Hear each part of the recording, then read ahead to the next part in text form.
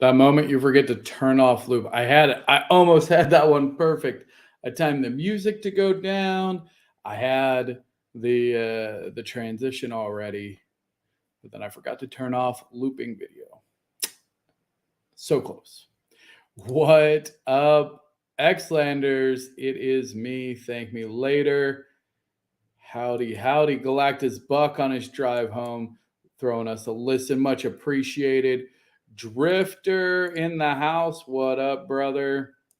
Walk My Paws LLC. Repping that TML spooktacular car. I love it every time I see it. Sheriff Shack in the house. What up, Shack? Hey, Zilla, not only in the house, but throwing a subscription. Much appreciated. Let's all give some love to Robzilla. Throw some hearts in there in the chat for our very own amazing Robzilla. Much love. Caesar in the house. Not to be confused with Caesar salad or house salad, which, for the record, Caesar salad is better than house salad. Always. Da, da, da, da, da. All right. Well, first of all, why is it's, let's see, virtual background. Oh, am I like a weird balance of like it not turning stuff green or like not like making me go invisible to where I'm just like a talking head? Like, I could do it just anyway. I wish I had a better way of like filtering out the green. It's like a very weird green hue that I get. Anyway, what up, Pure Rolex? If anybody has any suggestions on how to reduce, because I mean, like my green screen is pretty far back, like it's here.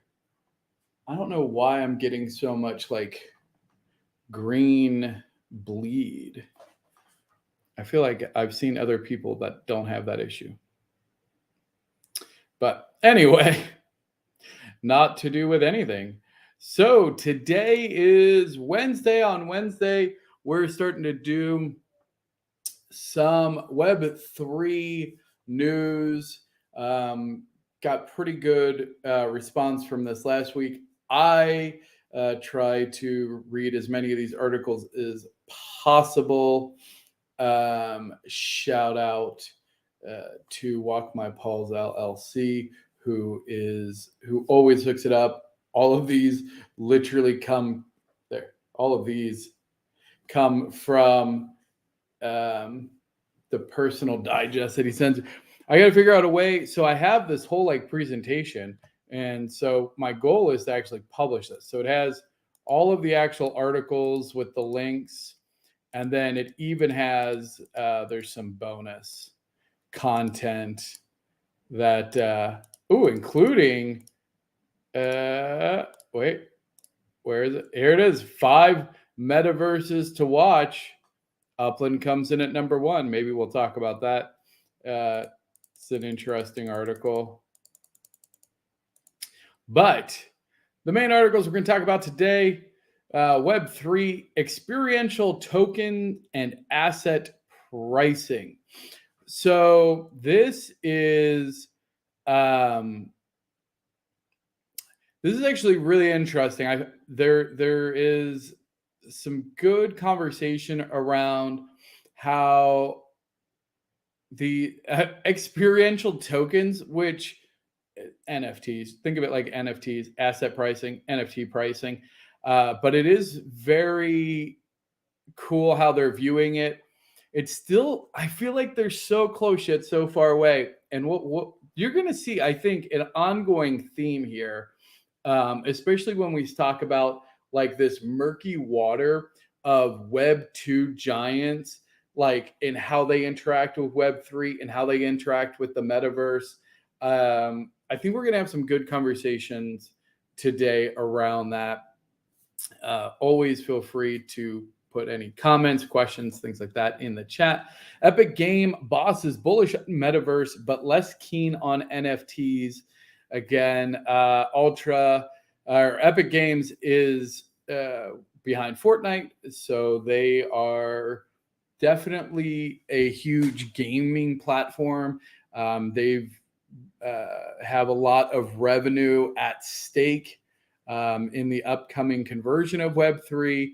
And so they're actually sticking with the term metaverse, which a lot of companies have abandoned, and not saying Web3 because they don't want NFTs and they don't want decentralization. We'll talk a little bit about that. Ultra's new Web3 gaming marketplace lets users resell digital games. So this is interesting from the perspective of, we are actively working on getting to Steam. That is our goal. been a little delayed, but we are still on track. Oh, did I copy that twice? That's how important that is, apparently. But this Web3 gaming marketplace is actually on EOS, which I thought was interesting because Upland is also on EOS. So seeing that and how they're approaching that could be interesting. Apple and the metaverse is Cook taking over for Zuckerberg. So some interesting stuff. I'm a big Apple fan. I have an Apple phone and watch and Apple TV. I'm a big Apple, I have a lot of their ecosystem that I use. So seeing their approach to the metaverse is interesting. Specifically, I've been watching Tim Cook on his approach to AR, VR, wearables, things like that. So we'll talk a little bit about that. Metaverse faces uphill battle as tech giants struggle to turn concept into reality. Can the industry be saved? Again, we're looking at how are we transitioning, how are we leveraging this technology, Web3 and the metaverse to get here. Video platform enters Web3, brings a decade of experience. This, I think, is important as we talk about like social platforms going to Web3. Always something to kind of be a lookout for. We have an opportunity to really benefit greatly from that. So definitely of interest. And then how is Epic? So we finish off with doubling down on its vision of the metaverse. So yes. Let's see here. Apple rocks. Apple works well. That's the thing is Apple's really good at figuring out user experience and making it very easy. There's no instructions that come with an iPhone. Like you get your phone, it just works. You just set it up and it just kind of works. It's very intuitive. They work very hard. So it's not as customizable. But if I was looking at like who I would support as a metaverse, I would go, I'm more keen to have an Apple metaverse, Apple style. I'll say this, Apple style metaverse where everything's plug and play, where I can download an app on my phone. I know it's going to work. I don't have to jump through hoops. Like it's all very easy, lots of security. Sure, it's not as customizable or as flexible as like an Android. Like you can do all kinds of crazy stuff on Android and different app things and widgets and stuff. But for the most part, like people are not using the majority of that. It's overkill. I just like Apple. I say that as I'm on an iPhone, right? It's just one of those things. You can hate Apple, but you can't deny the usability and user experience of their products. You can say that they're overpriced. You can say that they're overhyped, but the reality is there is no other comparable ease of use, in my opinion. But all right, let's jump right in. It's still better than the other options, correct? Boo? Who are you booing? Let's see. Present, share screen, window, share.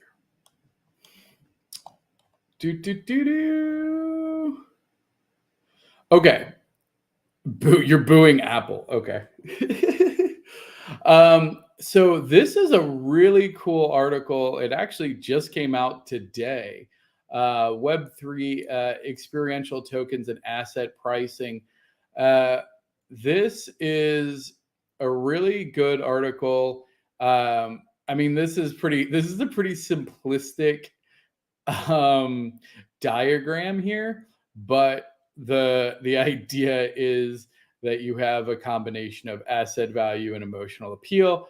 But really, there's some interesting things here around access to transactional data. You're going to actually hear a lot of companies and projects talk about shared revenue, including Twitter. And we're going to hear in Epic that they're looking at a shared revenue. But I want to be very clear. Shared revenue is not necessarily a new concept. Shared revenue is been around Web 2 for a while in a sense. And that is paid ads. You're essentially the way that you're sharing revenue is that you are creating content that brings people to a platform, whether that's a social media platform, whether it's a gaming platform, and then you get revenue based on the ads that the other company can sell to your audience. So I want to make sure that you kind of follow that. Is these companies create platforms. We like that. They let people onto those platforms. We like that. They let people monetize their creations. Okay, we kind of like that. But you have to understand that they're taking the lion's share of it always. And they don't really care how successful anyone is. They don't, because here's the reality is for every superstar, there's a billion non-superstars, but it all generates content, all generates revenue for the parent company. And so they don't really care about those creators as such. They don't really care about the community. They don't care, whether it's going to somebody like a Mr. Beast, who is somebody I absolutely like, I just think is amazing. Like everything he does, to me, he embodies what I feel like I would want to do, but from a gaming perspective and slightly different. But his large scale, like massive giveaways, like if you listen to him, like if he makes $1 million on a project, he'll spend 1.2 on the next one. And like it's crazy cool stuff. He's changing people's lives. Like he paid for 10,000 people's eye surgeries recently. Anyway, big fan of Mr. Beast. And so like there's shared revenue models, but again, they're monetizing ads. They're not actually monetizing. They're not allowing you to monetize the actual value of content or creation. So it's slightly different. You don't own anything of it either. You just get a cut of what they make off of you.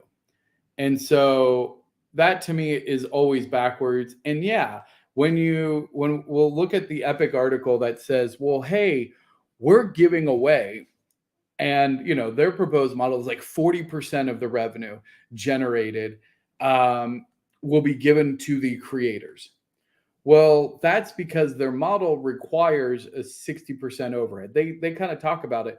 And so, yeah, comparatively to a model that maybe only gives you 25%, you're like 40% is awesome. But the reality is they have to do that because they're built on an older premise, right? And in fact, here, let me take this. So when we talk about a shift in technology, so I've been in technology now I've been working in technology for about 15 years now. And we see these seismic shifts in how technology is used. And like, for instance, in the enterprise area, you probably don't know the terms of like, client server and stuff like that, and then switching over to the cloud. So like an on-premise installation of software, and now it's cloud software, right? So the existing, how do I technify this? Back in the day, you used to have to get a disk or something, install it on a machine. You had to own the machine. You had to install the software on the machine. You had to run the machine.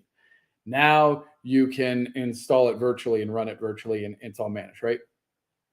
Well, in that transition, companies that started cloud first, right, they were able to adapt and build a completely different model than the ones that were on-prem that had to convert. Very similarly, We see this a lot. We talk about this for like PC or console games going to mobile. If you're not built mobile first, it's going to be very difficult to convert to mobile. You're going to lose some features, you're going to lose some functionality. You're not going to be as efficient.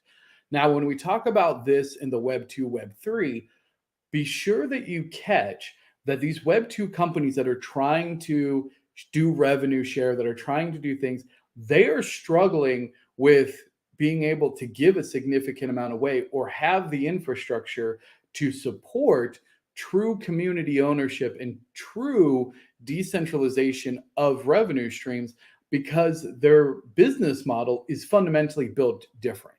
So when you go, well, how is UpX World going to sustain giving away the vast majority of its in-app purchases? And again, we have a different revenue model. We have a different game creation and experience kind of model than a lot of these other companies, because we are built from the ground up to have decentralized revenue streams.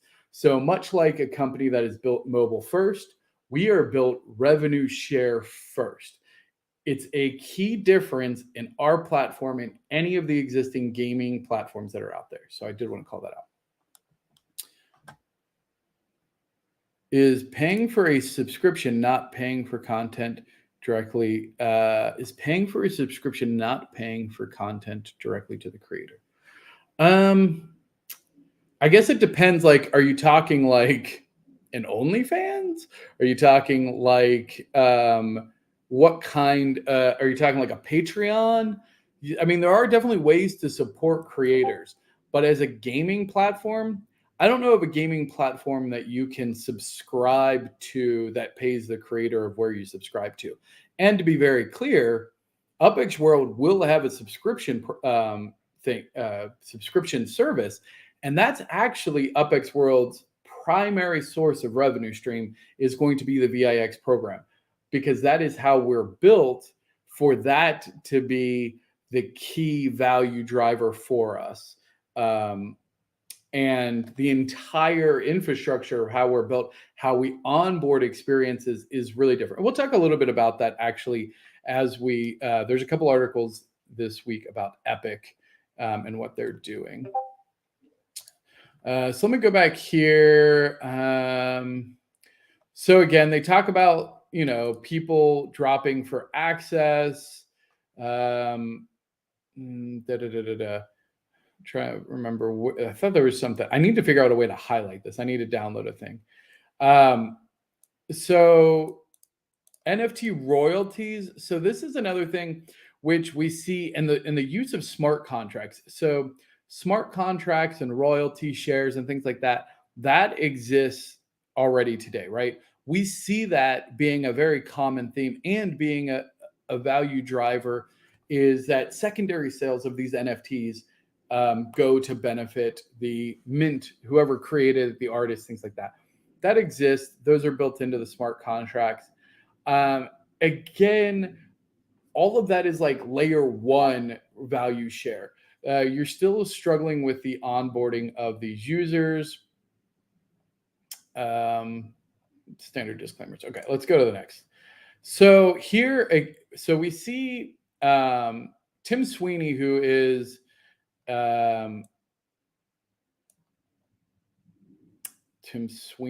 the CEO of Epic.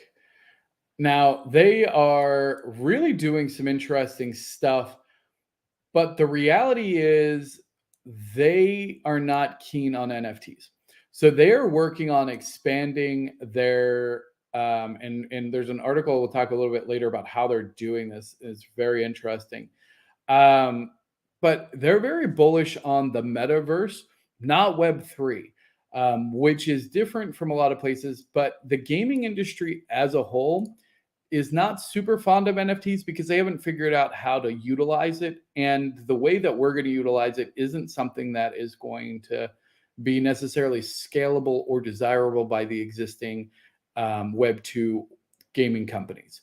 So they're going to be doing some interesting stuff. We'll talk about them later. I will call out they are using Unreal Engine, which comes into play because that is a technically more challenging platform, I would say. Historically, like it's a more advanced platform for sure.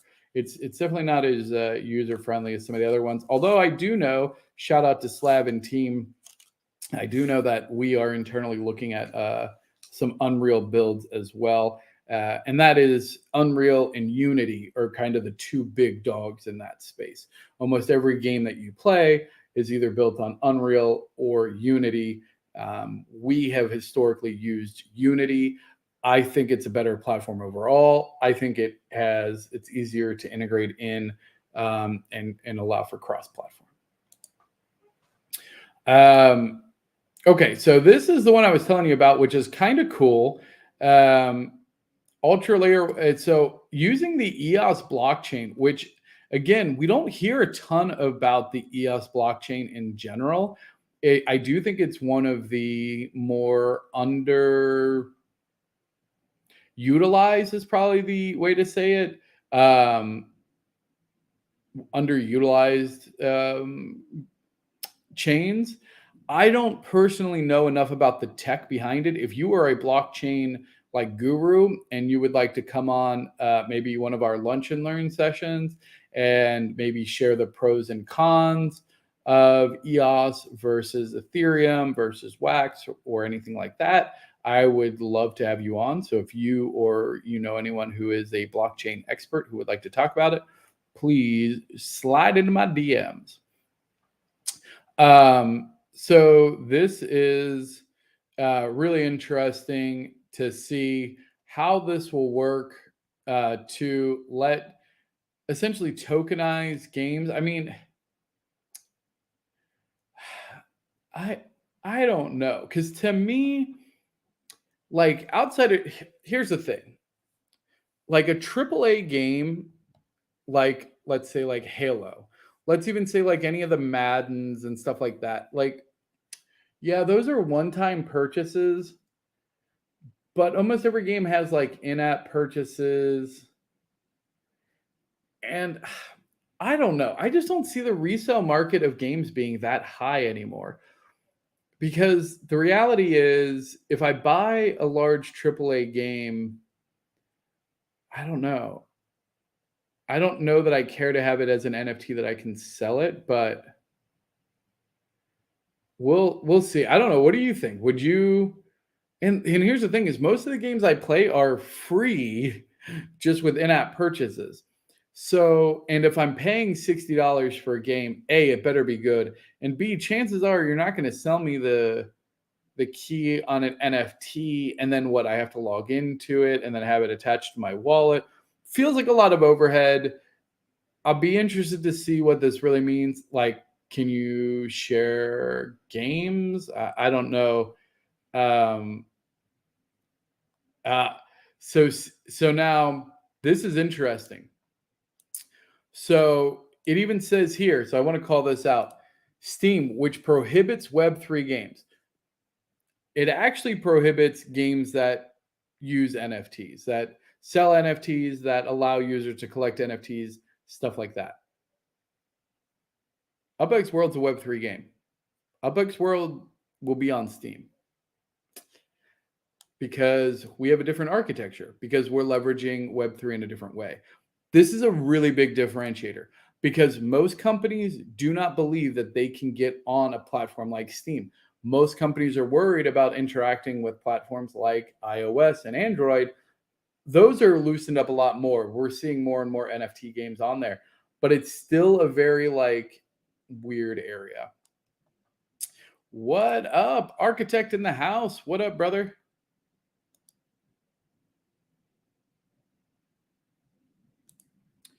I guess all around, like here was just curious, do you get 100%? I'd ask the same about UPX World game. So, oh, well, no. So like, for instance, when somebody subscribes here, so let's say you pay $10 a month to subscribe on Twitch. As a creator, depending on my level and like depending on the number of ads I run. So it's interesting. So here's the thing is they like, I believe you can earn up to, let's just say you can earn up to 60%. I don't think you can, but I think you can earn like 20 to 40%. So if you pay $10, I make $4. Well, not me. So also I want to call out UpX World Live as an entity is actually registered to UpX World Inc. So from a tax and business perspective, any of the revenue that's generated here is actually generating revenue for UpX World Inc. It is not attached to me as an individual. And I did that intentionally because if for some reason, it expands, we create a social media team, maybe we have, professional broadcasters, things like that. This channel, UpX World Live, will be the home of that. So it's not ThankMeLater's personal stream account. This is UpX World Inc. as a corporation. So this is a corporate streaming account. So they get the 40% or whatever, but it's nowhere near 100%. And yeah, the idea is in UpX World, it is 100%. In the sense of, if we look at, say, the revenue generated from the 1111 NFTs. So if you pay 100 UpX to have that image put on a shirt, then the owner of that original NFT gets 89 UpX. The artist who created that would get 6 UpX. And then 1111, who is the curator of that experience, gets 5 UpX. UpX World gets 0 UpX from that piece. Now, I will say the way that we do it is we might charge 25 UpX for the t-shirt, right? So it's separate. So you might have to pay 25 UpX for the t-shirt, so the base item, and then you pay the 100 UpX for each of the images you put on there. But all of that image, all of that art that's created is 100% back to the owners and the creators. That's the decentralization of those revenue streams. UpX World is paid only on the base item because, again, UpX World is creating it. UpX World is maintaining the items, and so that's the fee. But it's very transparent. Of this is the item fee that goes to UpX World, and by the way, all of those will be backed by NFTs. So you'll be able to see the UpX World t-shirt NFT. And so all the revenue that's generated from that action will get mapped to that NFT.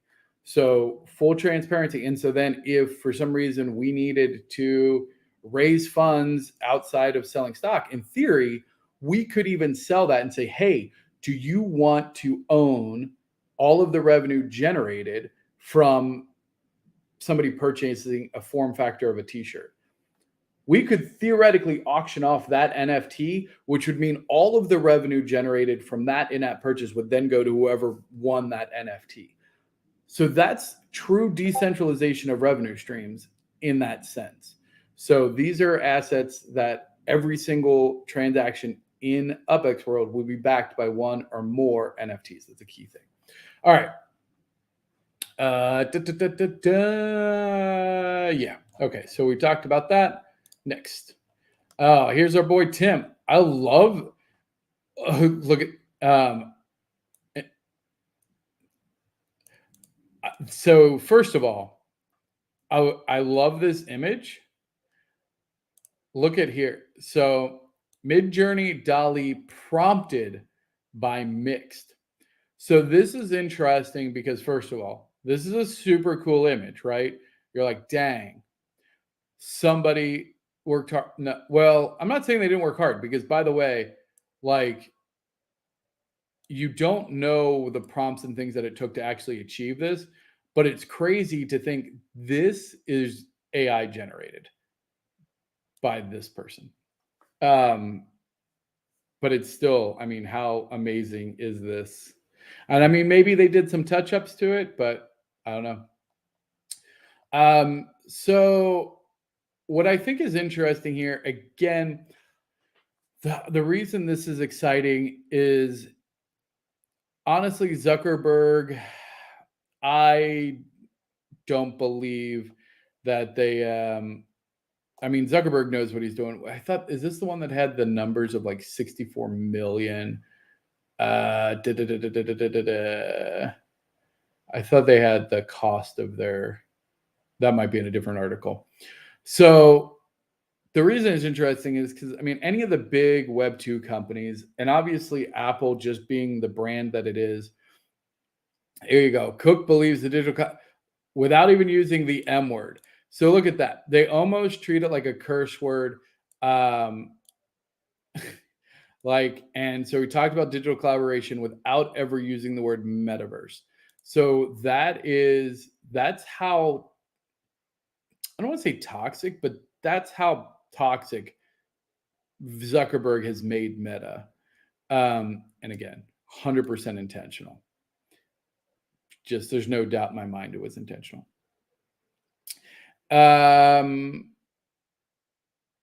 Yeah, so we'll see here. I think once they get into the meta space, the metaverse, they will hopefully streamline it. I'll be interested if well, technically, this talks about digital collaborations, but not really like in the AR VR space, which is cool. So AR being like you see your world and then it's like an overlay. So if you've ever played like Pokemon Go and seen like Pokemon like actually in the world, that's an augmented reality. So it overlays. Then your virtual reality is like full immersion, etc. And so I think they call it XR, which is like a mixed reality. So likely would be able to toggle between both VR and AR.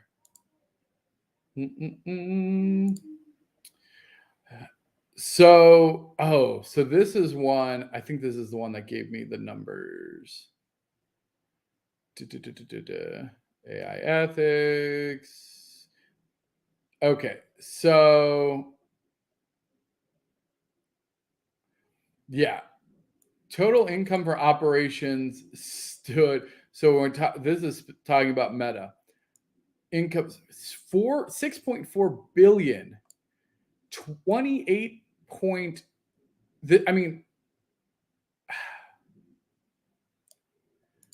I mean, these are insane numbers. Meta's Reality Labs unit posted an operating loss of 4.28 billion. I can't describe to you reasonably how insane that number is and how much money that is. So if you think that Meta is operating, they're not putting a couple hundred, they're not putting a couple million. They're not even putting a couple 100 million. They're putting billions. Billions. That is almost 29,000 millions. Like that. And if you think that what they produced, Meta and their games and their virtual metaverse, etc., is worth, it's not even worth, because it's, if you really think that they spent this kind of money and that's the result that they got, wrong. They spent that kind of money because A, they're probably working on a whole bunch of other things, but B, the entire purpose of them spending money and driving this is to tank the expansion of the metaverse, because metaverse and Web3 equals decentralization. It means that it is no longer controlled by one entity. It means that Facebook will subsequently start to lose market share to Web3 based platforms. All that we're seeing from these Web2 companies is the exact same thing we saw in desktop games trying to combat mobile games. The same thing we saw client server on-prem trying to fight cloud, right? They can delay it. They can put out FUD. they can put out their own versions of things that are so garbage that it makes you go, ugh, why would anybody want to go to that space? Now, the difference is that in this particular technical revolution, the Web3 community has been absolutely shooting itself in the foot nonstop because of these damn greedy NFT pump and dumps and pyramid schemes and rug pulls and on and on and on, right? It's been super easy for Web2 giants to go, look at all this garbage. You don't want to be any part of that. And they're right. I mean, honestly, the community as a whole, there's obviously very, very good pockets, including all of you, who are great stewards of Web3. But the vast majority of projects at this time really aren't. And so, again, to me, all I read is that they're doing something else behind the scenes, because what we've seen so far is nowhere near that amount of money is obscene and scary. Video platform. So this is kind of cool. I never heard about it before. I don't know how to say it. Coop. I'm sure if I listen to that. But this is kind of interesting. It almost seems like a Web3 version of Vine. So it's 10-second looping clips. Oh, here you go. And they have this interesting governance model. So one of the things, and we talked about it briefly in the lunch and learn we had last week on user-generated content in the Twitter space. If you haven't checked that out, it is on Twitter. I think it's pinned on the UPX World Twitter. The user-generated content, one of the biggest things is how do you actually govern it?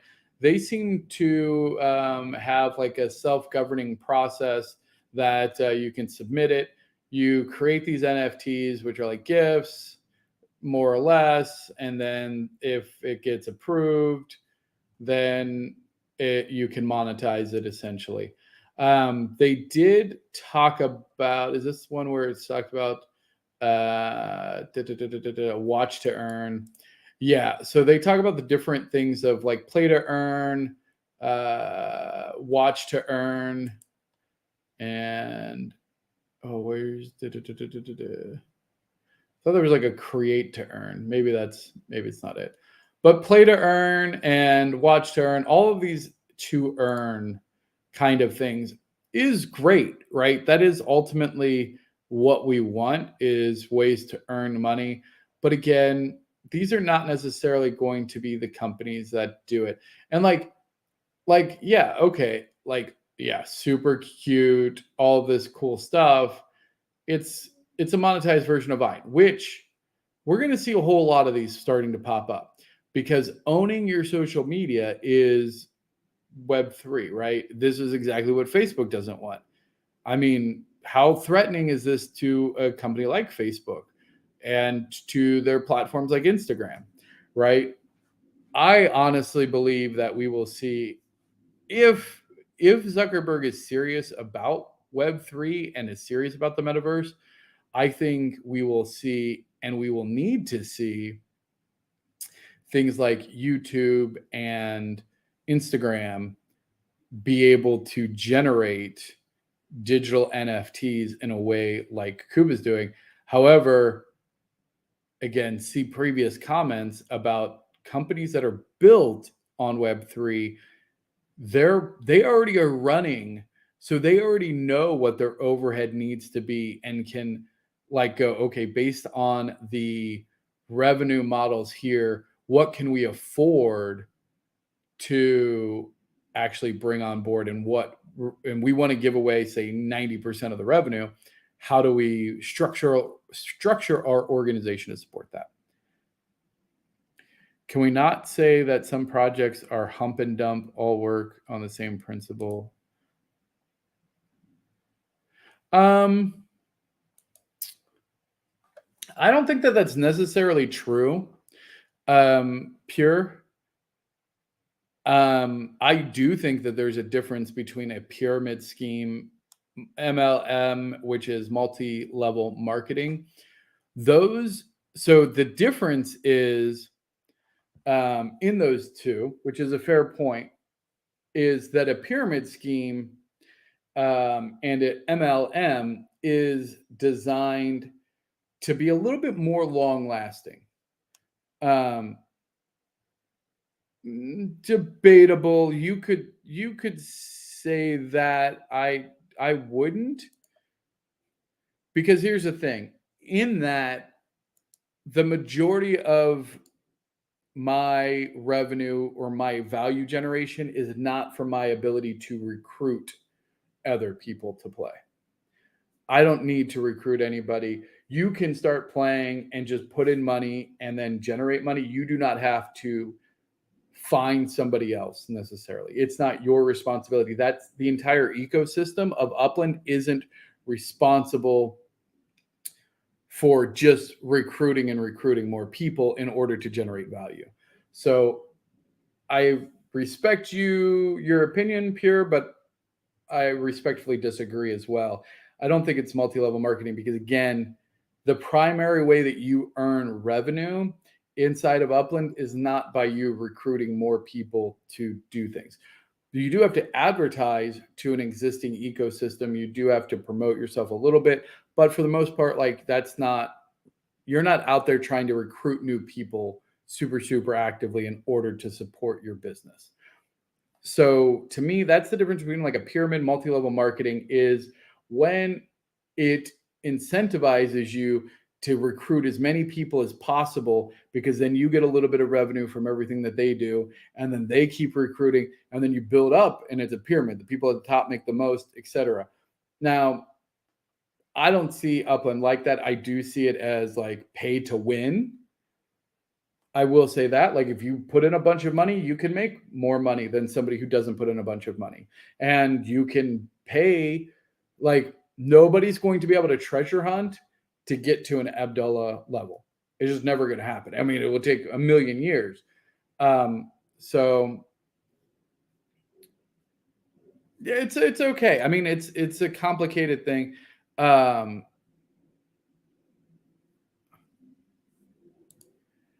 Yeah, newcomers can come and get like yeah, again, that's like an onboarding thing. But again, to me, there are true pump and dumps. So I want to be very clear on that, because there are programs like when I say pump and dump, I literally mean that the entire purpose of it is to do an initial sellout and then it's gone, right?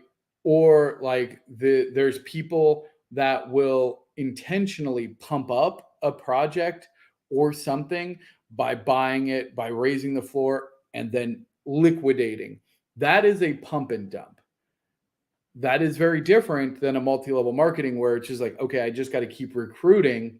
Because here's the thing, in one of a pyramid scheme or multi-level marketing, that can continue for a very long time, depending on how successful the trickle down effect is. You can start getting a very large pyramid. And it's only until that bottom level stops being able to recruit the next level of people.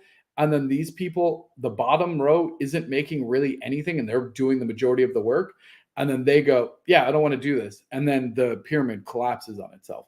So they are different models from that perspective. Oh, I'm not trying to be right or say that you're wrong.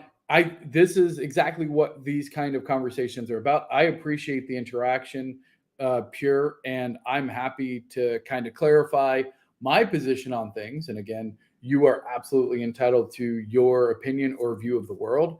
I'll just give you mine. Okay. Sure. Shaq says, I think Upland provides the platform for building businesses. You come in, you work hard, you build something that others can enjoy. I think that that's what they want to be, for sure. And we're seeing that with the expansion of their metaventures and user-generated content, for sure.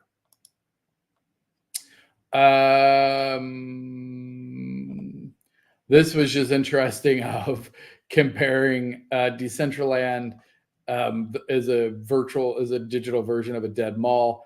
Pretty interesting. Let's see where. Okay, so this is the doubling down. So I was talking about Epic.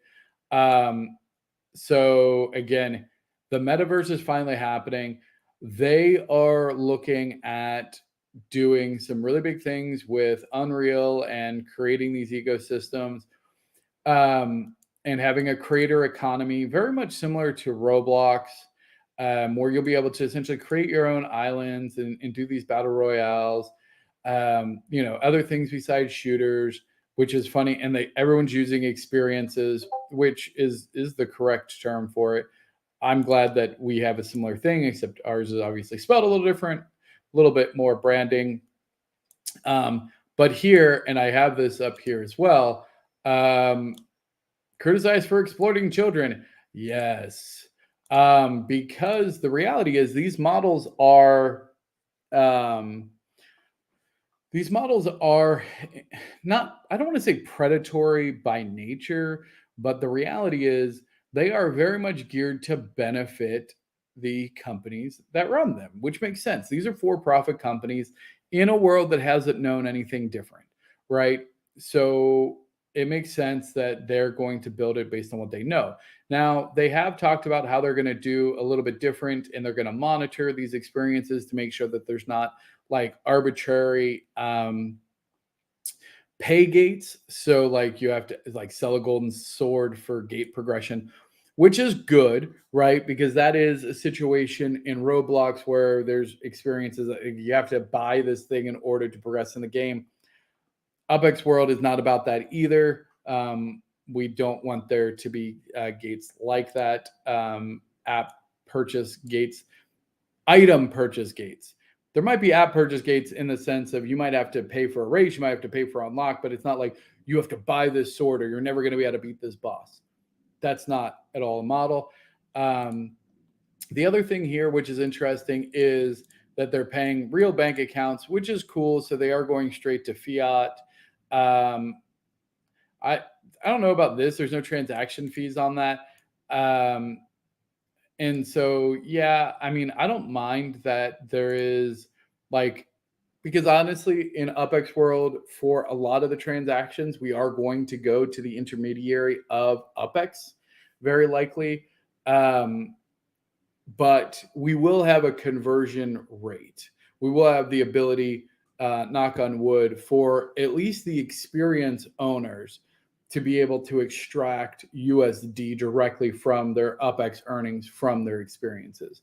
Now, we have to talk about other experience owners because, again, it'll be very much for other NFT owners and things like that. It'll operate a much like your UpX earnings inside of Upland, where you have interest, you have visitor fees, you have sales from your metaventures. All of that's going to come to you as UpX. Now, in the event that we do USD sales of in-app items, essentially the revenue share of an item or an in-app purchase will be done in whatever currency the in-app purchase is made. So if it's done in UpX, it'll be distributed in UpX. If it's done, let's say, with Xenon, and now granted, Xenon in-app purchase, that's a terrible example because Xenon's a non-premium currency. So those are not really in-app purchases as such. Those are just game buys. Anyway, if it's done in USD, it'll be distributed in USD. So again, I do think it's interesting, and they talk about, I think this is where they mentioned the 40%. They talk about,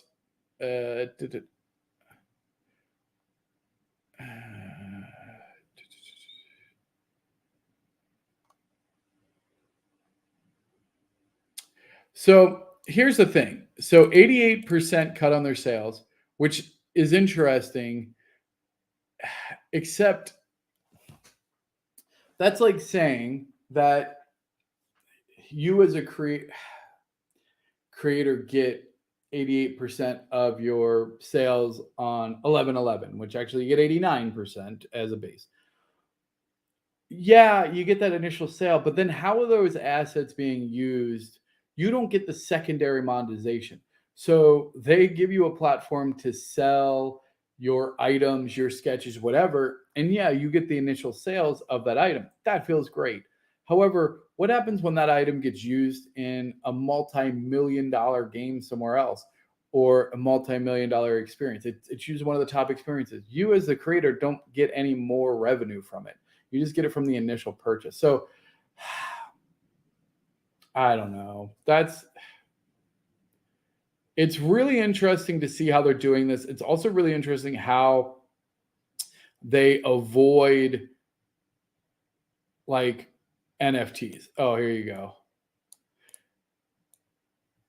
Here you go. We had NFT pitches, true ownership in the metaverse. We don't need that for the metaverse. So from their perspective, they don't need it. And they're right if they look at it the way that everyone else is looking at it. Cross-platform competition, obviously. It's got to be cross-platform. What's this one here? There's nothing wrong. I just like the title of this. Nothing wrong with web3 gaming except everything you're doing. Wait. So I just liked this. Anytime I read an article that agrees with me or has the same view as me is obviously that's that sweet, sweet echo chamber that we so find comforting. And here, this again, to me, is dead on. The degree of decentralization, privacy, self-custody actually required for games and how much the game's code and activities need to be on chain. Why? Because the vast, vast majority of players don't care. Mic drop. You're trying to find a problem because you have a solution. Like you're now trying to man, we have this great solution. It's just not solving a problem. So now we have to artificially try to create a problem. Well, no. Now, this brought up a really interesting thing about saved games and how gamers are very particular about saving old cartridges and things like that, which is okay. Yeah, sure. But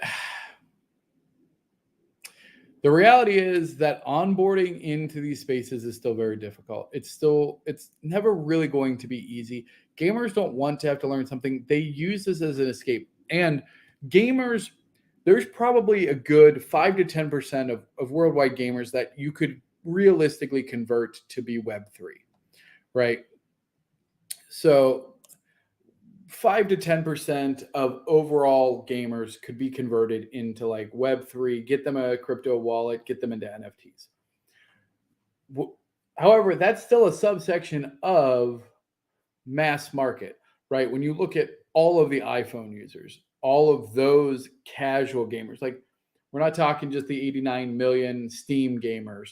We're talking like my mom who just plays Candy Crush, right? Like those casual gamers, that's probably less than 1% you're going to get converted. You're never going to get, any amount of major traction with the casual player and gamer to have any interest in a crypto wallet, any interest in owning NFTs, any interest in trying to onboard into these digital currencies and offboard onto these digital currencies. Just no chance. That isn't how those ecosystems are ever going to work. That isn't a level of participation that the casual player is going to want to do. And the sooner Web3 kind of accepts that and moves on, not necessarily moves on, accepts that and adjusts their thinking to, okay, how do we bridge that gap? That's the problem, is that no one's trying to bridge that gap. Every project that I've seen is trying to just hammer home, everything, NFTs, blockchain, cryptocurrency, shove it down your throat. Chill. It's okay. It doesn't have to be all tracked on the blockchain. Let's separate it. Let's separate it a little bit more. That's one of the reasons I love Upland so much. It's by far the easiest onboarding of any digital space. Regardless of if you love it or hate it, you cannot argue with the fact that anybody can go download it off of the iPhone store. the iOS, boop, download.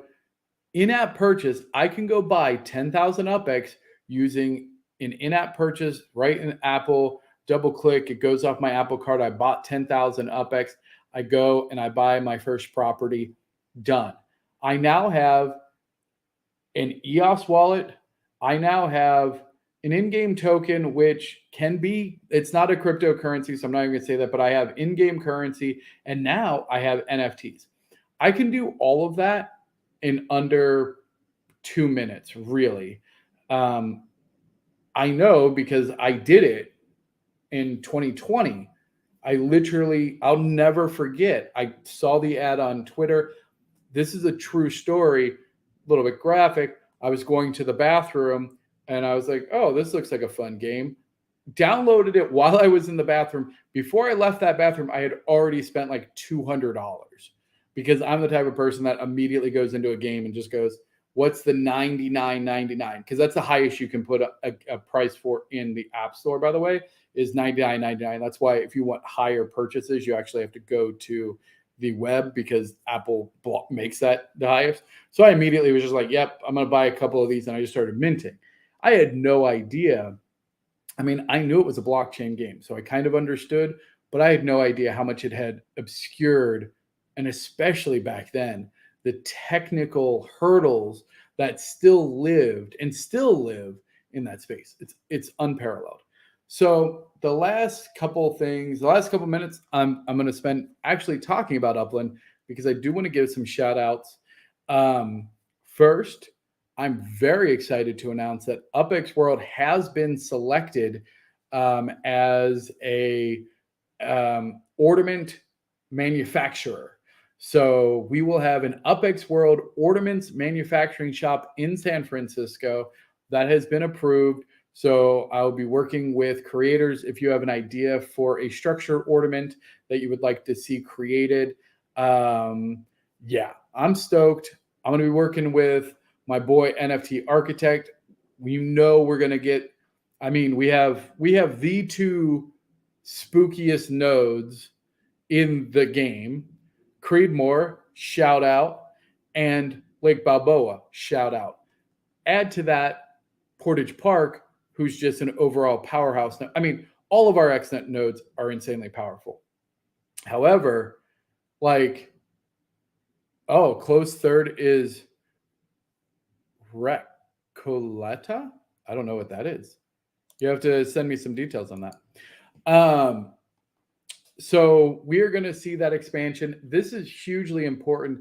I think, especially with neighborhood scores came out, right? So I expect, as we kind of learn more about that, as more details and stuff rolls out on the neighborhood scores, I expect that we will be working with the XNet community and Node Network to really shore up our positions on that and help ensure that we all kind of grow.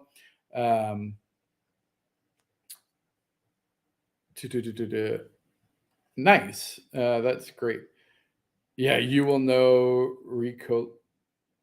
I can't. Recoleta? I don't, what city is it in? That's awesome. Thanks. And we will actually be doing BA. Buenos Aires. Oh, maybe that's why. So then it's probably Resoleta. Resoleta? Anyway, sorry, that's my poor attempt at trying to pronounce. Anyway, so we got metaventures coming. We got decorations and ornaments coming. And we have more stuff coming with XNet. I think I have most of the XNet badges done. So we have a whole badge system coming for XNet.